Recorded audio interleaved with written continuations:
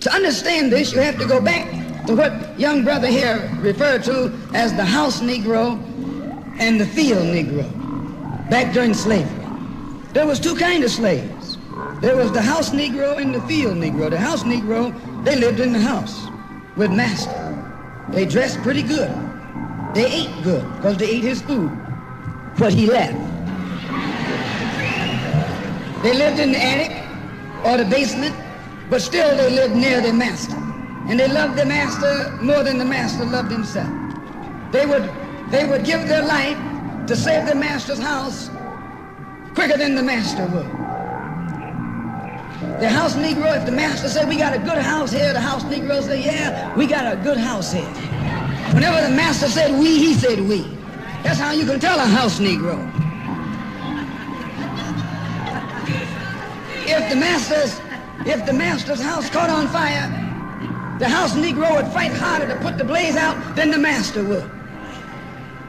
If the master got sick, the house Negro would say, what's the matter, boss? We sick. We sick.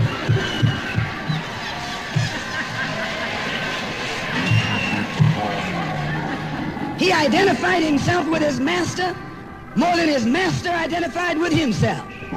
And if you came to the house Negro and said, let's run away, let's escape, let's separate, that house Negro would look at you and say, man, you crazy. What you mean separate? Where is there a better house than this? Where can I wear better clothes than this? Where can I eat better food than this? That was that house Negro. In those days, he was called a house nigger. And that's what we call him today, because we still got some house niggers running around here.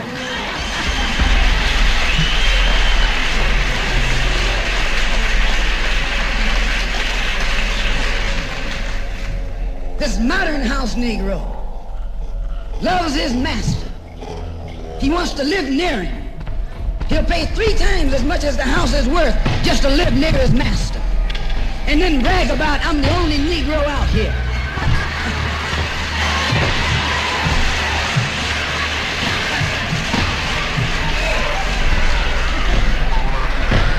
I'm the only one on my job. I'm the only one in this school. You're nothing but a house Negro. And if someone come to you right now and say, let's separate, you say the same thing that the house Negro said on the plantation. What you mean separate? From America? This good white man? Where you gonna get a better job than you get here? I mean, this is what you say.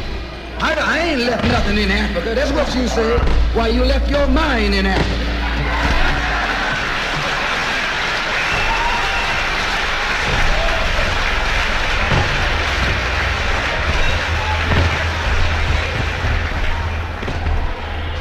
On that same plantation, there was the field Negro. The field Negro, those were the masses. There was always more Negroes in the field than there was Negroes in the house. The Negro in the field caught hell. He ate leftovers. In the house, they ate high up on the hog. The Negro in the field didn't get nothing but what was left of the insides of the hog. They call them chitlins nowadays. In those days, they call them what they were, guts. That's what you were, a gut eater. And some of you are all still gut eaters.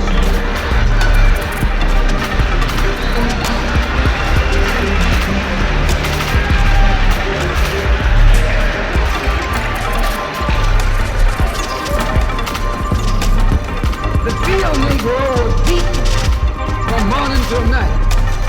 He lived in a shack, in a hut. He wore cast-off clothes. Hated his master. I say he hated his master. He was intelligent. That house Negro loved his master. But that field Negro, remember, they were in the majority. They hated him. When the house caught on fire, he didn't try to put it out. That field Negro prayed for a wind. for a breeze. When the master got sick, the field Negro prayed that he died. If someone come to the field Negro and say, let's separate, let's run, he didn't say, where are we going? He said, any place is better than heaven.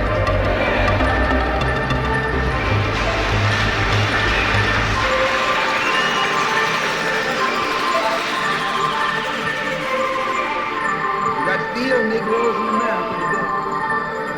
I'm a field Negro. The masters are the field Negroes. When they see this man's house on fire, you don't hear these little Negroes talking about our government is in trouble. They say the government is in trouble.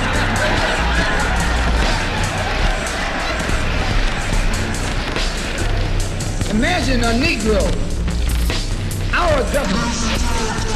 I even heard one say our astronauts. They won't even let him near the plant. And our astronauts, our Navy, that's a Negro that's out of his mind. That's a Negro that's out of his mind. Just as the slave master of that day used cars, the house Negroes, to keep the field Negroes in the check. The same old slave master today has Negroes who are nothing but modern Uncle Tom, 20th century Uncle Tom. To keep you and me in check, keep us under control, keep us passive and peaceful and non-violent. That's Tom making you non-violent. It's like when you go to the dentist and the man is gonna take the tooth. You're gonna bite him when he starts put some stuff in your jaw called Novocaine. Make you think they're not doing anything to you. So you sit there and because you got all that Novocaine in your jaw, you suffer peace.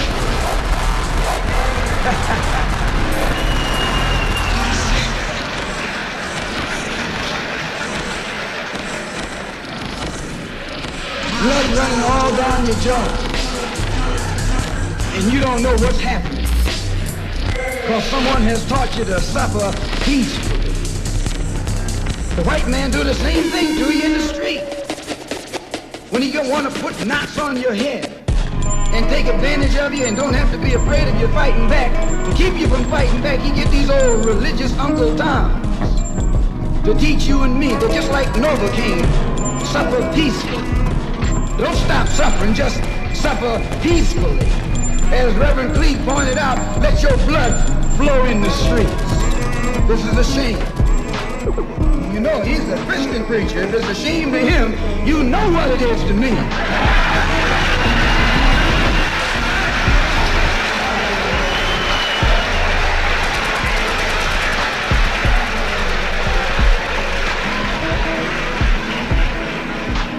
There's nothing in our book, the Quran, as you call it, Koran, teaches us to suffer peacefully.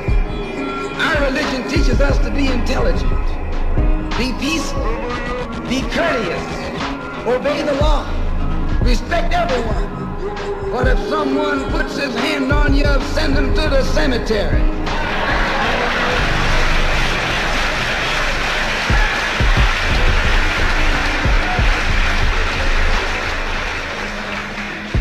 That's a good religion.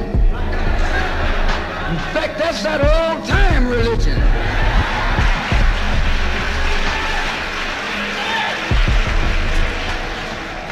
That's the one that Ma and Pa used to talk about. An eye for an eye, and a tooth for a tooth, and a head for a head, and a life for a life. That's a good religion. And then anybody, no one resents that kind of religion being taught but a wolf who intends to make you his meal. This is the way it is with the white man in America. He's a wolf and you a sheep. Anytime a shepherd, a pastor, teach you and me not to run from the white man, and at the same time teach us don't fight the white man. He's a traitor. to you and me. Don't lay down our life all by itself. No. Preserve the life. It's the best thing you got. And if you got to give it up, let it be even Steven.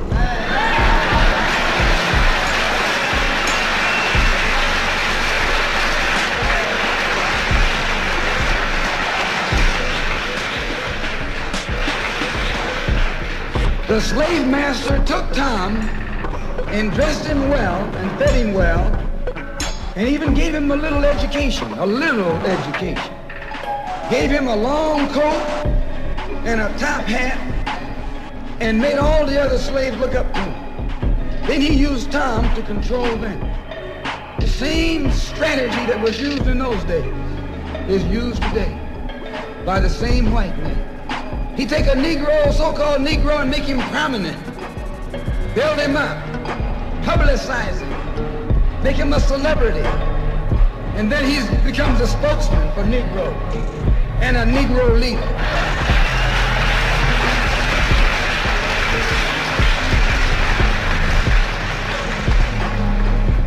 I would like to just mention one thing else quickly, and that is the method that the white man uses, how the white man uses these big guns or Negro leaders against the black revolution. They're not a part of the black revolution. They're used against the black revolution. When Martin Luther King failed to desegregate Albany, Georgia, the civil rights struggle in America reached its low point. King became bankrupt almost as a leader. Plus, even financially, the Southern Christian Leadership Conference was in financial trouble, plus it was in trouble, period, with the people when they failed to desegregate Albany, Georgia. Other Negro civil rights leaders of so-called national stature became fallen idols. As they became fallen idols, began to lose their prestige and influence, local Negro leaders began to stir up the masses. In Cambridge, Maryland, Gloria Richardson. In Danville, Virginia, and other parts of the country, local leaders began to stir up our people at the grassroots level. This was never done by these Negroes whom you recognize of national stature. They controlled you, but they never incited you or excited you. They controlled you, they contained you. They kept you on the plantation. As soon as King failed in Birmingham, Negroes took to the streets. King got out and went out to California to a big rally and raised about, I don't know how many thousands of dollars. Come to Detroit and had a march and raised some more thousands of dollars. And recall, right after that, Wilkins attacked King, accused King and the Corps of starting trouble everywhere and then making the NAACP get him out of jail and spend a lot of money, and then he accused King and Corps of raising all the money and not paying it back. This happened. I got it in documented evidence in the newspaper. Roy started attacking King and King started attacking Roy and Farmer started attacking both of them. And as these Negroes of national stature begin to attack each other, they begin to lose their control of the Negro masses. And Negroes was out there in the streets. They was talking about we're going to march on Washington. By the way, right at that time, Birmingham had exploded, and the Negroes in Birmingham, remember, they also exploded. They began to stab the crackers in the back and bust them upside the head. Yes, they did. That's when Kennedy sent in the troops down in Birmingham. So, and right after that, Kennedy got on the television and said, this is a moral issue. That's when he said he's going to put out the civil rights bill. And when he mentioned civil rights bill and the Southern crackers started talking about they were going to boycott it or filibuster, then the Negroes started talking about what? We're going to march on Washington, march on the Senate, march on the White House, march on the Congress, and tie it up, bring it to a halt. Don't let the government proceed. They even said they were going to go out to the airport and lay down on the runway and don't let no airplanes land. I'm telling you what they said. That was revolution. That was revolution. That wasn't the black revolution. It was the grassroots out there in the street. Scared the white man to death. Scared the white power structure in Washington, D.C. to death. I was there. When they found out that this black steamroller was going to come down on the Capitol, they called in Wilkins. They called in Randolph. They called in these national Negro leaders that you respect and told them. Kennedy said, look, and old Tom said, boss, I can't stop it because I didn't start it.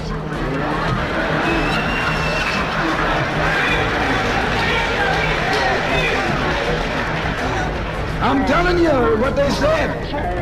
They said I'm not even in it, much less at the head of it. They said these Negroes are doing things on their own. They're running ahead of us. And that old shrewd fox, he said, well, if you all aren't in it, I'll put you in it. I'll put you at the head of it. I'll endorse it. I'll welcome it. I'll help it. I'll join it.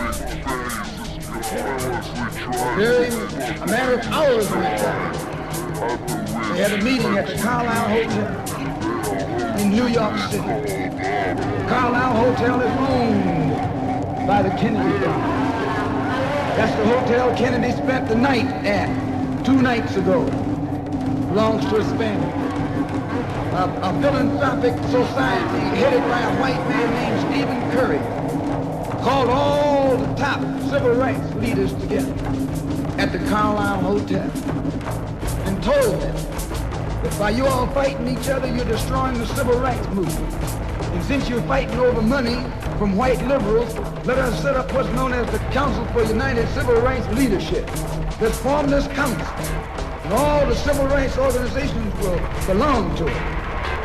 And we'll use it for fundraising purposes. Let me show you how tricky the white man is. And as soon as they got it formed, they elected Whitney Young as the chairman. And who you think became the co-chairman? Stephen Curry, the white man. A millionaire. Powell was talking about it down at the Cobo today. This is what he was talking about. Powell knows it happened. Randolph knows it happened. Wilkins knows it happened. King knows it happened. Every one of that so-called Big Six. They know what happened. Once they formed it, with the white man over it, he promised them and gave them $800,000 to split up between the Big Six. And told them that after the march was over, they'd give them $700,000 more. $1.5 million split up between leaders that you've been following, going to jail for, crying crocodile tears for. And there's nothing but Frank James and Jesse James and brothers.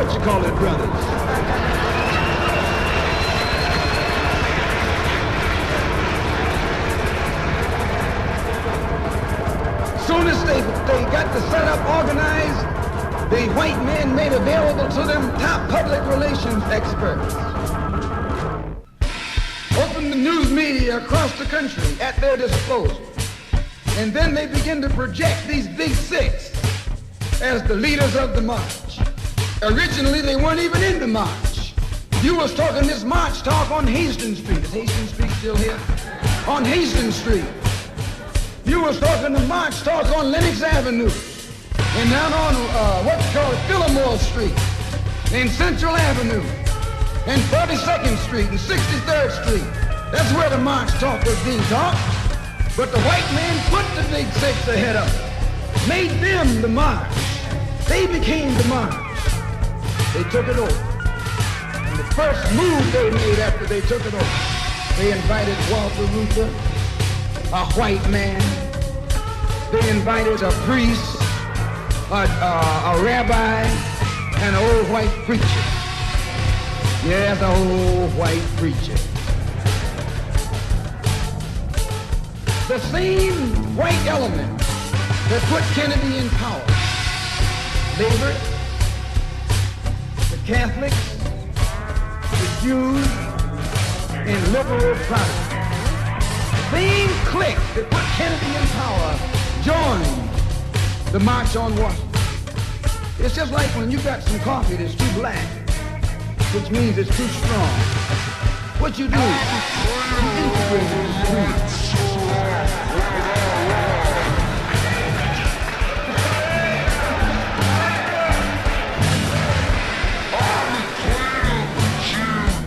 You make it weak. If you pour too much cream in, you won't even know you ever had coffee. It used to be hot, it becomes cool. It used to be strong, it becomes weak. It used to wake you up.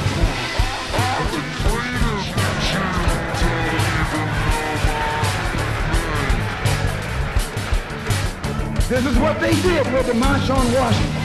They joined it. They didn't integrate it, they infiltrated it.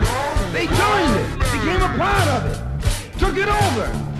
And as they took it over, it lost its militancy. They ceased to be angry. They ceased to be hot. They ceased to be uncompromising. Why, it even ceased to be a march. It became a picnic, a circus. Nothing but a circus with clowns and all. We had one right here in Detroit. I saw it on television. With clowns, white clowns and black clowns. I know you don't like what I'm saying, but I'm going to tell you anyway. Because I can prove what I'm saying. If you think I'm telling you wrong, you bring me Martin Luther King and H. Philip Randolph and James Farmer and those other three. And see if they'll deny it over a microphone. Oh, it was a sellout. It was a takeover. When James Baldwin came in from Paris, they wouldn't let him talk. Because they couldn't make him go by the script.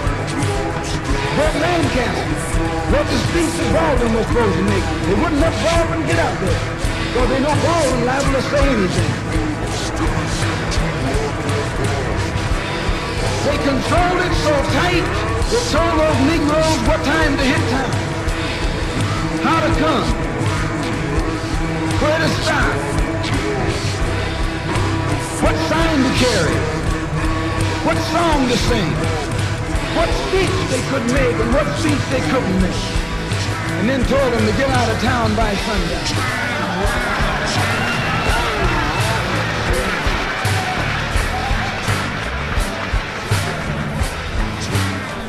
And every one of those Toms were out of town by sundown. Now, I know you don't like my saying this, but I can back it up. It was a circus, a performance. It beat anything Hollywood could ever do. The performance of the year, Luther and those other three devils to get a Academy Award for the best actors because they acted like they really loved Negroes and fooled a whole lot of Negroes. And the 6 Negro leaders should get an award too for the best supporting cast.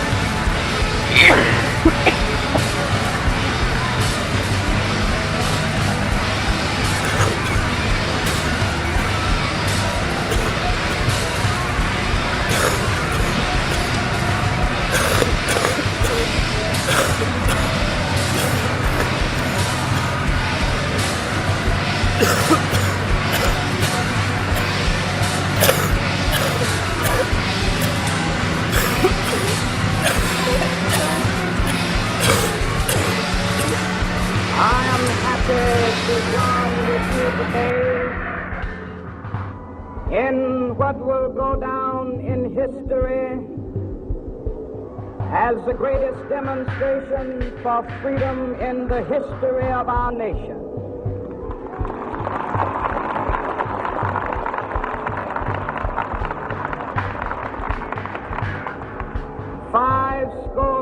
Years ago,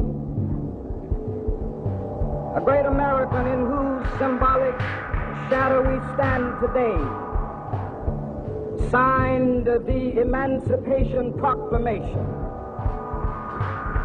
This momentous decree came as a great beacon light of hope to millions of Negro slaves who had been seared in the flames of withering injustice. It came as a joyous daybreak to end the long night of their captivity.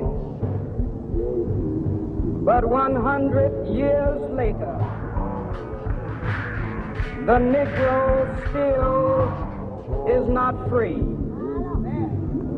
100 years later, the life of the Negro is still sadly crippled by the manacles of segregation and the chains of discrimination. 100 years later, the Negro lives on a lonely island of poverty in the midst of a vast ocean of material prosperity. 100 years later, the Negro is still languished in the corners of American society and finds himself in exile in his own land. And so we've come here today, dramatized with shameful conviction. In a sense, we've come to our nation's capital to cash a check. And the architects of our republic wrote the magnificent words of the Constitution and the Declaration of Independence. They were signing a promissory note which every American was to fall at. This note was a promise that all men, yes, black men as well as white men, would be guaranteed the unalienable rights of life, liberty, and the pursuit of happiness. It is obvious today that America has defaulted on this promissory note insofar as her citizens of color are concerned. Instead of honoring this sacred obligation, America has given the Negro people a bad look. Expected to come back far from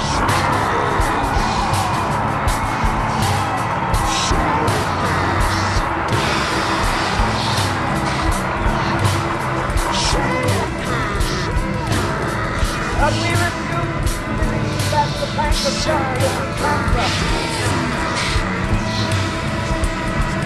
We refuse to believe that there are any great hopes of opportunity. So we come to pass this check, a check that will give us a country man the riches of freedom and the security of justice.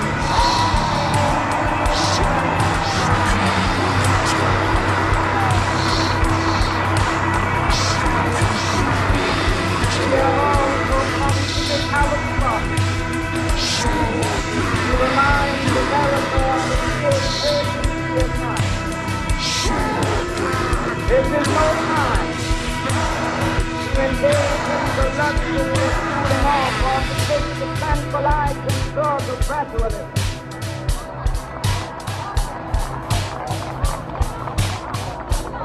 Now is the time to make real the promises of democracy. Now is the time to rise from the dark and desolate valley of segregation to the sunlit path of racial justice. Now is the time to lift our nation from the quicksands of racial injustice to the solid rock of brotherhood. Now is the time to make justice a reality for all of God's children. It would be fatal for the nation to overlook the urgency of the moment. This sweltering summit of the Negro's legitimate discontent will not pass until there is an invigorating autumn of freedom and equality. 1963 is not an end, but a beginning. Those who hope that the Negro needed to blow off steam and will now be content will have a rude awakening if the nation returns to business as usual.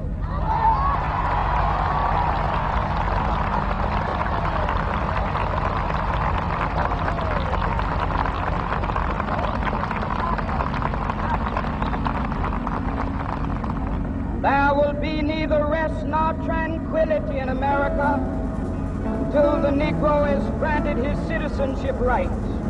The whirlwinds of revolt will continue to shake the foundations of our nation until the bright day of justice emerges. That is something that I must say to my people who stand on the one threshold which leads into the palace of justice. In the process of gaining our rightful place, we must not be guilty of wrongful deeds. Let us not seek to satisfy our thirst for freedom by drinking from the cup of bitterness and hatred.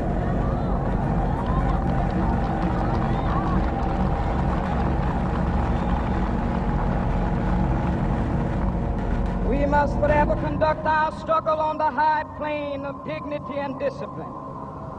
We must not allow our creative protests to degenerate into physical violence.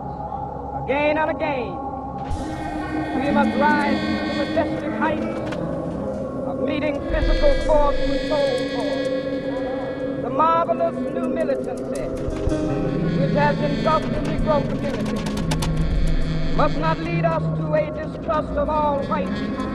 For many of our white brothers, as evidenced by their presence here today, have come to realize that their destiny is tied up with our destiny.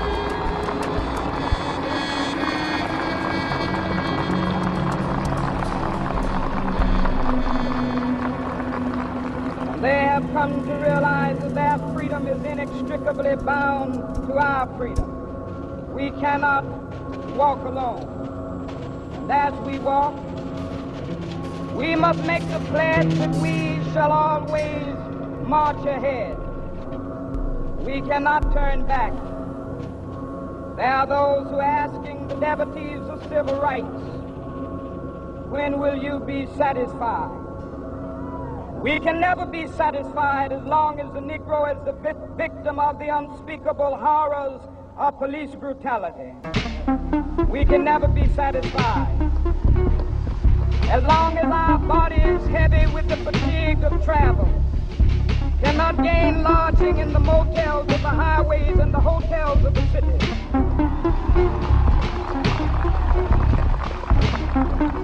We cannot be satisfied as long as the Negro's basic mobility is from a smaller ghetto to a larger one. We can never be satisfied as long as our children are stripped of their selfhood and robbed of their dignity by signs stating for whites only.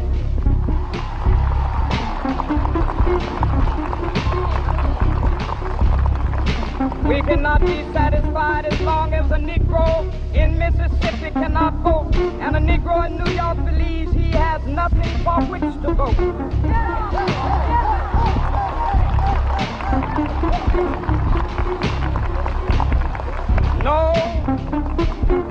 No, we are not satisfied, and we will not be satisfied until justice rolls down like waters and righteousness like a mighty stream.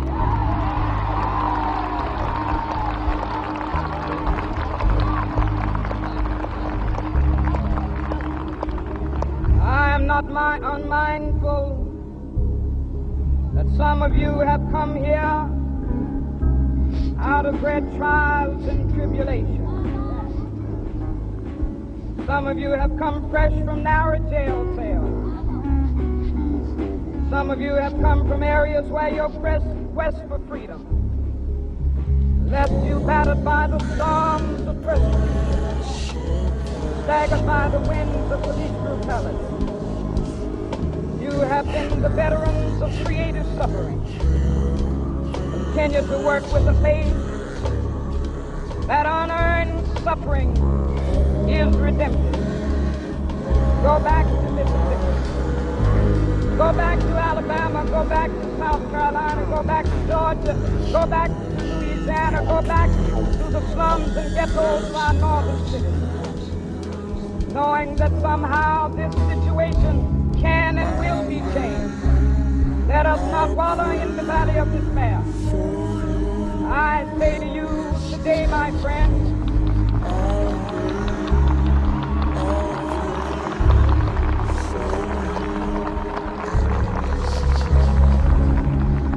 so even though we face the difficulties of today and tomorrow, I still have a dream.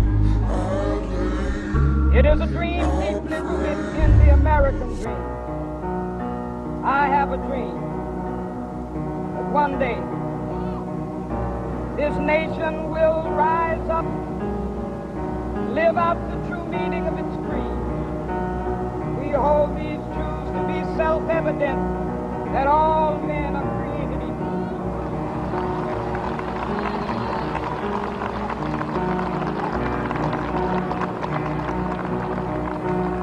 I have a dream that one day on the red hills of Georgia, sons of former slaves and the sons of former slave owners will they be able to sit down together at the table of brotherhood. I have a dream that one day even the state of Mississippi, a state sweltering with the heat of injustice, sweltering with the heat of oppression, be transformed into an oasis of freedom and justice. I have a dream. My poor little children one day live in a nation where they will not be judged by the color of their skin, but by the content of their character. I have a dream today.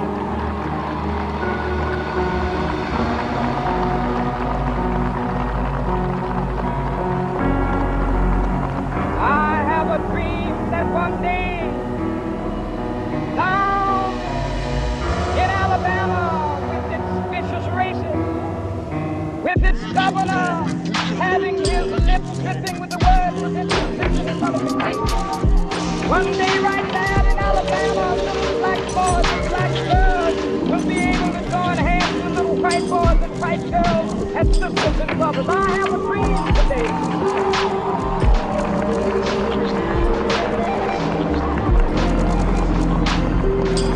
I have a dream that one day every valley shall be exalted, every hill and mountain shall be made low, the rough places will be made plain, and the crooked places will be made straight, and the word of God shall be revealed, and all flesh shall see it together.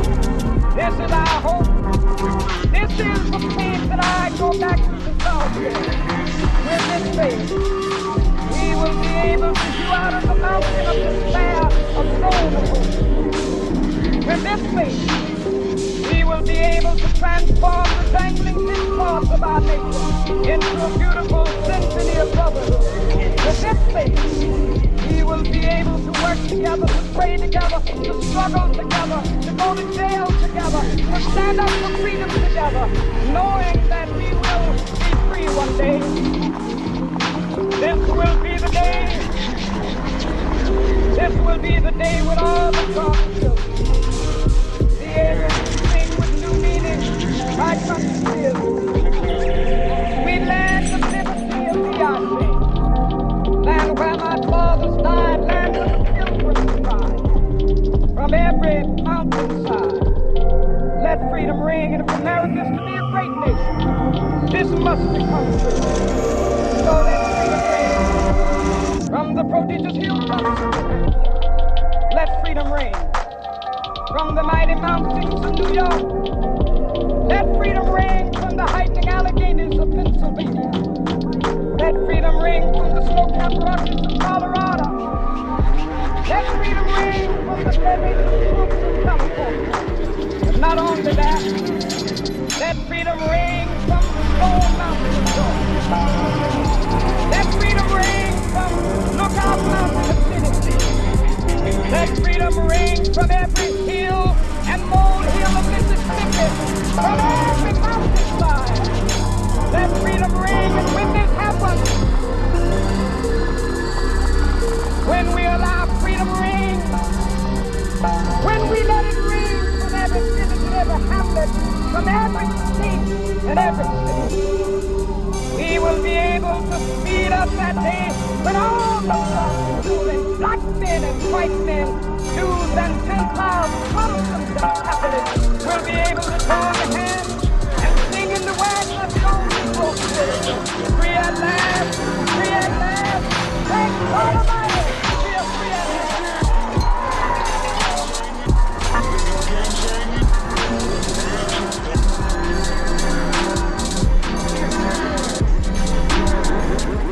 Direct from our newsroom in Washington, in color, this is the CBS Evening News with Walter Cronkite and Russ Hodge in Memphis, Tennessee, Dan Rather in New York, Bernard Kalb in Saigon, Marvin Kalb in Wellington, New Zealand, and Bert Quint in Quezon, South Vietnam.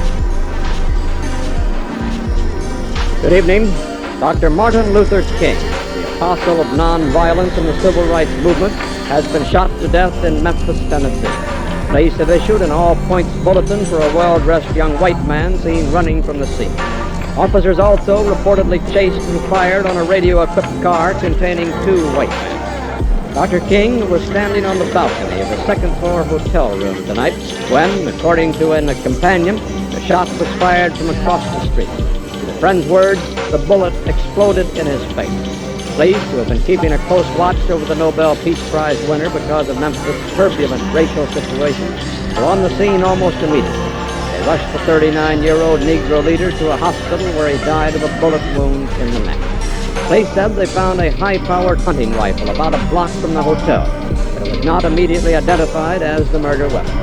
Mayor Henry Loeb has reinstated the dusk-to-dawn curfew he imposed on the city last week when a march led by Dr. King erupted in violence.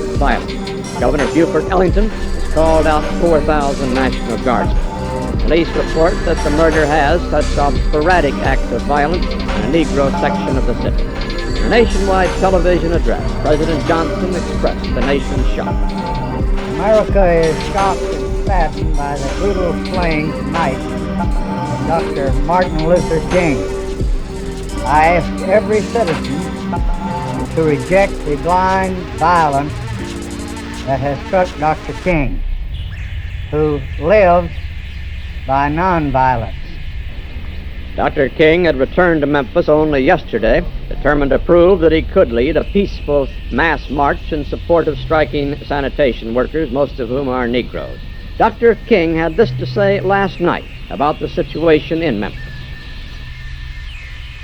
Maybe I could understand the denial of certain basic First Amendment privileges because they haven't committed themselves to that over there. But somewhere I read of the freedom of assembly. Somewhere I read of the freedom of speech. Somewhere I read of the freedom of press. Somewhere I read that the greatness of America is the right to protest for rights. There was shock in Harlem tonight when word of Dr. King's murder reached the nation's largest Negro community. Men, women, and children poured into the streets and feared days. Many were crying. The young Negro said Dr. King didn't really have to go back to Memphis. Maybe he wanted to prove something. It's the story that's ignited fierce passions across the nation as allegations of racism and miscarriage of justice tear apart a small Florida town. 3 weeks ago, Trayvon Martin, an unarmed black teenager, was shot down by a white neighborhood watchman who claimed self-defense. He has not at this point been arrested. And it's caused a public outcry that spread like wildfire. ABC's Matt Gutman brings us the latest now from Sanford, Florida. This is the face of 17-year-old Trayvon Martin. whose death has provoked weeks of demonstrations and massive internet petitions, and tonight, a rally in New York City. And in the small city of Sanford, Florida, a vote of no confidence for its embattled police chief. Don't shoot me! Don't hurt me! These are just the latest twists in the case Solidarity! that is galvanizing the country following the shooting death of Martin. On February 26, he left his father's fiance's house to buy Skittles and iced tea during the NBA All-Star Game, making his way along this path. And Crime Watch volunteer George Zimmerman spotted him to get to follow him. They always get away. Are you following him? Yeah. Okay, we don't need you to do that. But Zimmerman does anyway. He begins chasing him. This guy looks like he's up to no good, or he's on drugs or something. As we learn from his girlfriend, Martin at this point is terrified. He said his man was watching him, so he put his hoodie on. ABC News was there exclusively as she told her story to the Martin family attorney. So I said, what you following me from? And the man gonna say, what you doing around here? Somebody push Trayvon because the head said this down. A torrent of 911 calls. A guy is raising his hands up. He's saying he shot a person. They're wrestling right in the back of my... I'm pretty sure the guy's dead out here. Holy... The residents reporting these chilling howls. And then that single gunshot. There's gunshots. Zimmerman immediately claimed self-defense, which investigators on the scene accepted. But investigators also ignored key witnesses, ABC News has learned, and failed to contact others, like Martin's girlfriend. The police department definitely needs to go back, re-interview everyone and anyone that has any information, as well as the FBI. I guarantee you that's what they're going to do. That's going to be their first stop. And all the while, Sanford police claiming they are handcuffed by the law. The law is called Stand Your Ground. Passed in 2005, it allows someone to use deadly force when they feel threatened. Since the law, justified homicides in Florida have jumped threefold. 20 states have similar laws, but Florida's is seen as the most extreme. Mr. Julie, what do you want to say about what happened? In fact, another man on trial for manslaughter in Florida right now is invoking the law to try to get the case dismissed. And back in 2007, Norman Borden fired 14 bullets into a pair of men he thought were gang members. Under the law, he walked free. Zimmerman hasn't been charged with the crime, but even friends say he might have gone too far. So this is the route that George Zimmerman used to take in his nightly patrols. Yes. Frank Taffy was a former block captain of the local Crime Watch and worked with Zimmerman. Pulling out his weapon and shooting seems extreme. It doesn't really sound like self-defense to most people who hear about it. I agree with you, but then again, something ramped this altercation to the point where use of the deadly force happened. And, you know, we have a young boy who was killed, and we just can't bring that boy back. It's sad. My heart goes out to the family. Martin died a John Doe. I'm pretty sure the guy's dead out here. Holy... Unidentified and unclaimed for 48 hours because of apparent police red tape. Tonight, Trayvon Martin is anonymous no more. And tonight, in New York, Martin's parents joined the protest. Trayvon Martin was you. Trayvon Martin did matter. I just want New York to know that we're not going to stop until we get justice for Trayvon. More than 1,000 people marching in support of the teenager whose name is now a rallying cry. I'm Matt Gutman for Nightline in Sanford, Florida.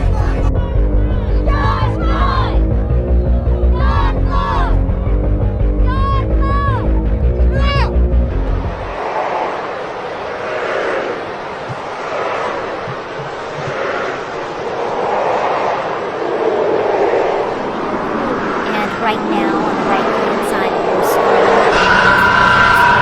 George Floyd is about to be transferred into the horse-drawn carriage that will carry him to his burial site at Houston Memorial Gardens. And just as soon as we see that canister, we're going to give this time the dignity that it deserves and let that happen and let you experience this as it happens as well. We watch people be moved, and there's that is Police Chief Art Acevedo there with the people who have gathered to witness all of this. And at this time, we're going to just go ahead and and let you listen and witness and watch what's happening.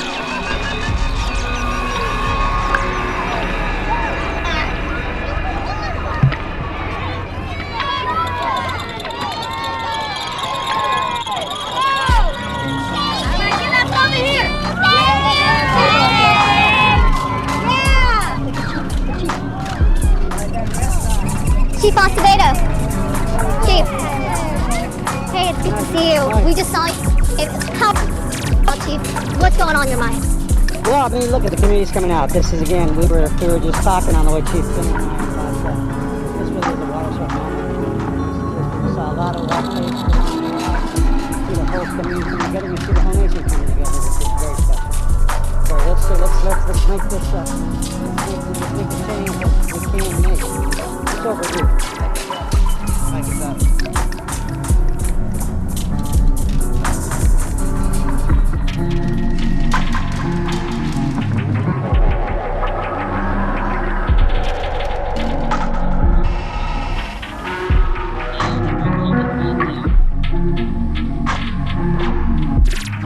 There is a close-up ground shot of the carriage with George Floyd's casket inside, the large bouquet of white flowers on top. You see the balloons there also. They have loaded it, and then it will be leaving and heading for the cemetery. And it really is something so beautiful that we're seeing. You see there someone standing at salute right now.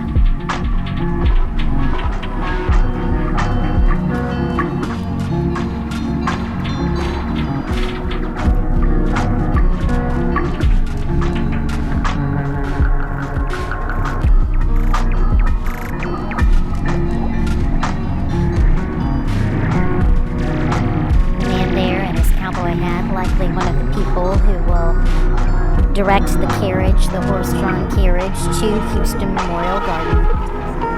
As we see it start to roll off now, and soon will make its way out that parking lot and past the people again.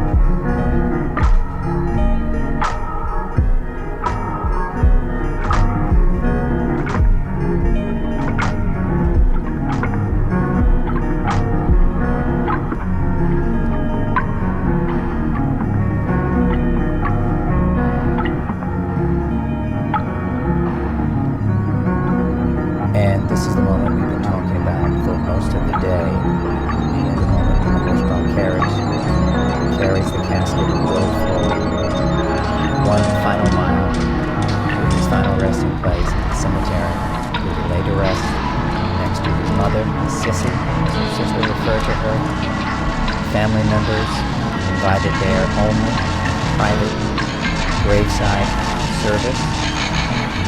The owner of the carriage said it was an honor to be able to provide this service for the family. And it is some sight. It is so beautiful, but yet so poignant.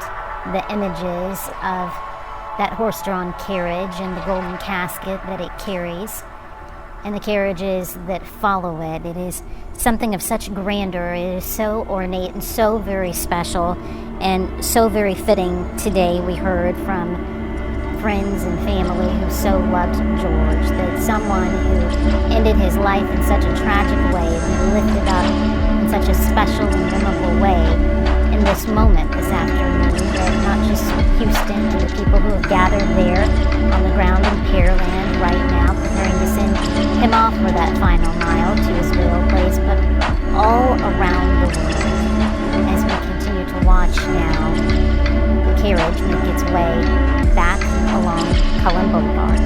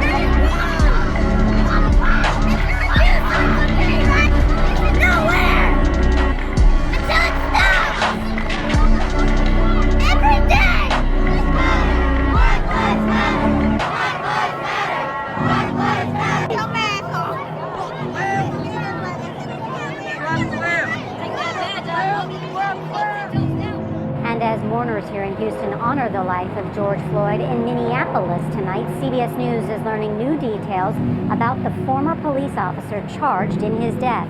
A co-worker tells CBS News the two men worked together at a nightclub, and he says they had a history of not getting along. CBS's Jeff Begaze is in Minneapolis tonight with that new reporting. Jeff? Nora, George Floyd died here, and that's why you still have this massive memorial filling this intersection behind me.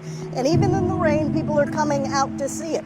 And our reporting today shows that the victim in this case and the officer at the center of the investigation crossed paths in another location too, a nightclub. Tonight, CBS News is learning new information about George Floyd and Derek Chauvin from a man who worked security with both of them at this nightclub in Minneapolis. Co-worker David Penny is breaking his silence, telling us that the two men had a history. What kind of history? They bumped heads. How? It has a lot to do with Derek being extremely aggressive in the club with some of the patrons, which was an issue. The Floyd family says it believes what happened on May 25th was in part personal. Is there any doubt in your mind that Derek Chauvin knew George Floyd? No, he knew him. How well? We interfaced with the officers. How well did he know him? I'd say pretty well. Maya Santa Maria, the owner of the now torched club, described how Chauvin treated black patrons when she talked to us for the upcoming CBS News special, Justice for All. Do you think Derek had a problem with black people? I think he was afraid and intimidated. By black folks? Yeah. As the investigation continues, other cities across the country are considering police reforms. Today, New York Governor Andrew Cuomo said that he would support sweeping reform measures in his state, including a ban on police chokeholds. It's not just a moment to express outrage. It's a moment to do something about it and to make real reform and real change. City officials here in Minneapolis are discussing the possibility of defunding or dismantling the police department here. But even those who are in support of this idea still don't know exactly what that means at this time. Lauren. Jeff Begaze, thank you.